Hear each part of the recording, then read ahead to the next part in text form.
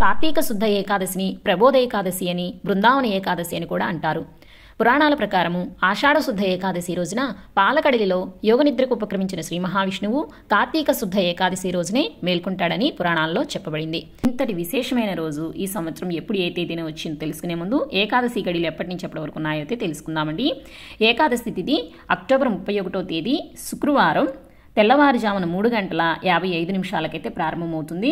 November 1వ తేదీ శనివారం రాత్రి 2:50 వరకు ఏకాదశి తిథి అయితే ఉంటుందండి. మనకి సూర్యోదయంతో ఏకాదశి తిథి నవంబర్ 1వ తేదీ శనివారం రోజునైతే రావడం జరిగింది. కాబట్టి ఆ రోజునే మనము కార్తీక శుద్ధ ఏకాదశిగా జరుపుకోవాలండి. ఈ సంవత్సరం విశేషంగా ఏకాదశి శనివారం రెండూ కూడా కలిసి రావడం అయితే చాలా విశేషమండి. కార్తీక మాసం 2వ శనివారము అలాగే ఏకాదశి రెండూ కూడా శనివారం స్వామివారికి చాలా ప్రీతికరమైన రోజు కాబట్టి ఈ రోజున ఎవరైనా సరే సప్త శనివార వ్రతం చేసేవారు కూడా ఈ రోజు నుంచి అయితే ప్రారంభించుకోవచ్చు. అలాగే కొత్తగా తులసి మొక్కను తెచ్చుకునేవారు కూడా ఈ రోజునైతే తులసి మొక్కను తెచ్చుకొని ఇంట్లో పెట్టుకోవచ్చండి. ఉపవాసం ఎప్పుడు ప్రారంభించాలంటే దశమి తిథి ఉన్నప్పుడే ప్రారంభించాలండి. అంటే అక్టోబర్ 31వ తేదీ నైట్ నుంచే ఉపవాసం ప్రారంభించి నవంబర్ 1వ తేదీ శనివారం అంతా కూడా ఉపవాసం ఉండి నవంబర్ 2వ తేదీ ఆదివారము ఉదయం 8 గంటల లోపలైతే ఉపవాసాన్ని అయితే విరమించవలసి ఉంటుందండి. మరలా ఉదయాన్నే స్వామివారికి పూజ చేసుకుని ఉపవాసాన్ని అయితే విరమించాలి.